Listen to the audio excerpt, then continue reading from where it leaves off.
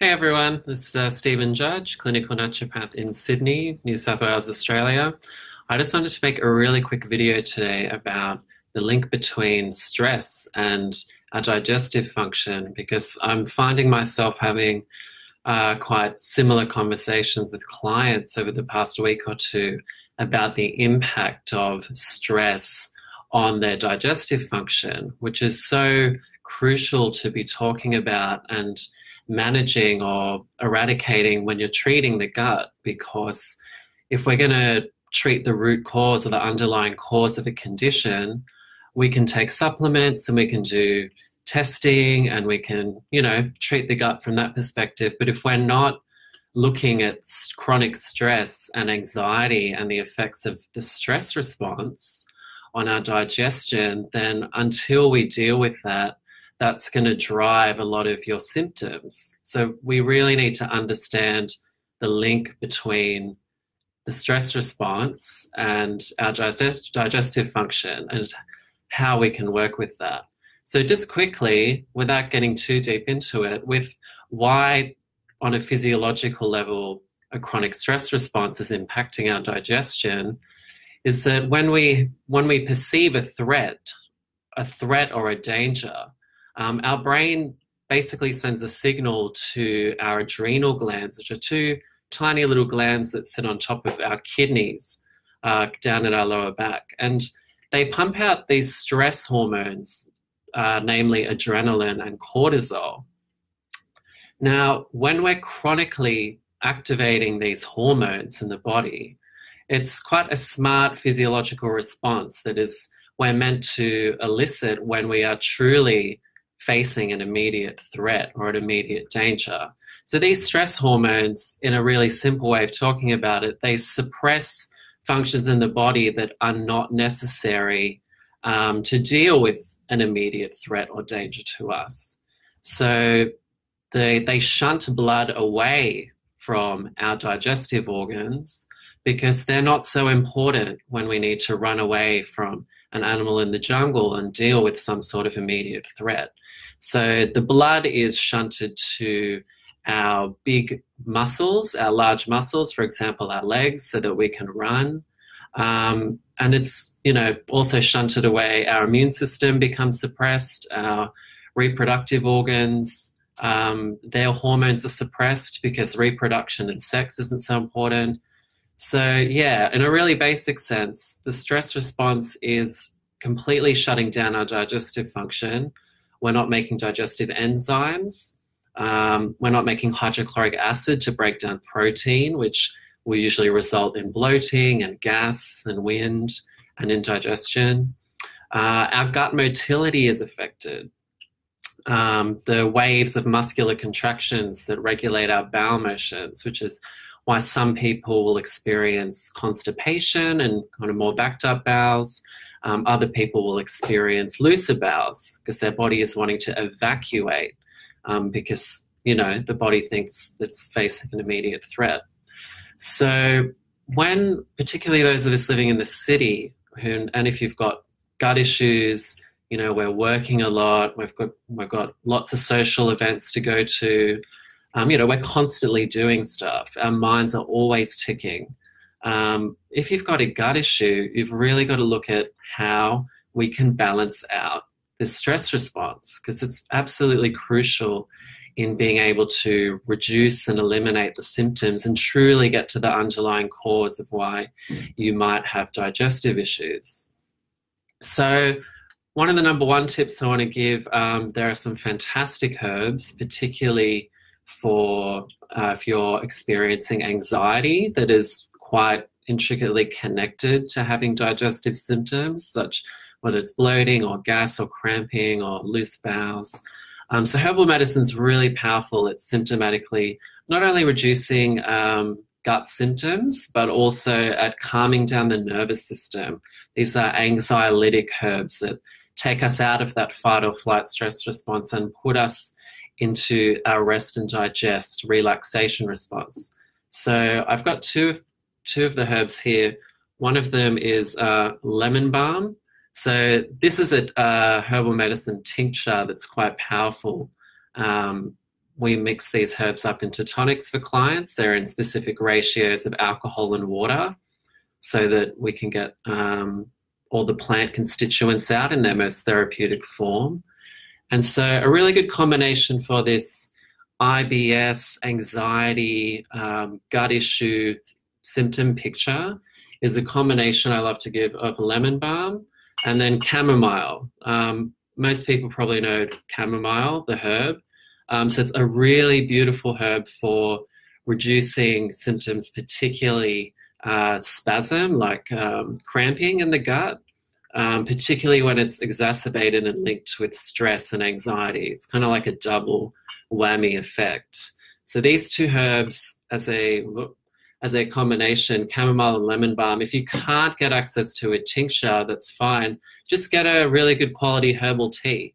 Herbal teas are really underrated, but if you were seeing a naturopath or herbalist and wanted something a bit more powerful, then these two tinctures would be fantastic. But our teas are also really good. If you're going through a lot, you're super busy, stress is really impacting your gut, another really cool supplement just to have on hand are digestive enzymes.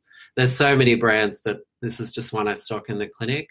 So digestive enzymes are essentially, they're replacing your own natural enzymes. So, you don't want to rely on them for the rest of your life. But if you're going through a particularly stressful period and your gut function is a bit sluggish and you're working on reducing and managing stress and treating what are the health concerns you have, then digestive enzymes are really useful just to give you some nice symptom relief. So the second tip I want to give you is, I've been saying this repeatedly to clients the past week or two, we cannot underestimate the power of a breathwork practice. That for some people might mean meditation. For other people, they might call that mindfulness. Other people might call that prayer. Other people might call it a breathwork practice. Whatever you want to call it, if you can commit in some way or form daily, whether it's 2 or 3 minutes to begin with, to just sitting still and focusing on how to breathe properly through the nose, slowly and with intention, it has the most powerful effects, not only on your gut, but your entire well-being.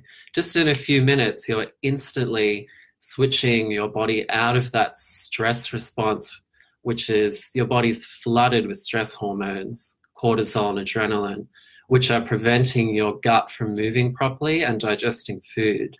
So when you start to consistently, even for a few minutes, just really commit to not on clearing the mind, which is why people get turned off with meditation and breath work, but just on sitting and focusing on taking deep, slow breaths and just observing what comes up with non-judgment, because that's essentially what mindfulness is.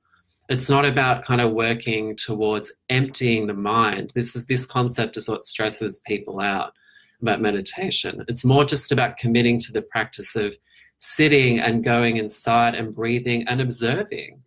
Some people like to record and write down what they observe, just as a way of kind of journaling.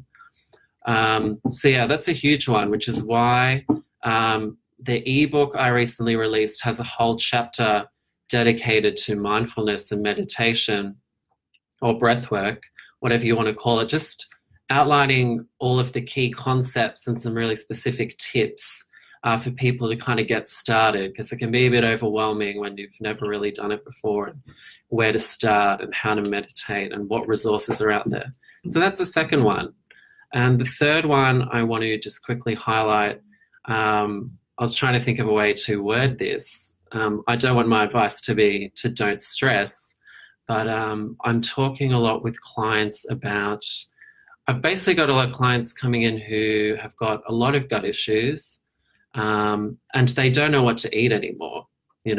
Gluten sets them off, dairy sets them off, certain fruit and vegetables set them off. They don't really know what to do and so inevitably they're so stressed about what to eat.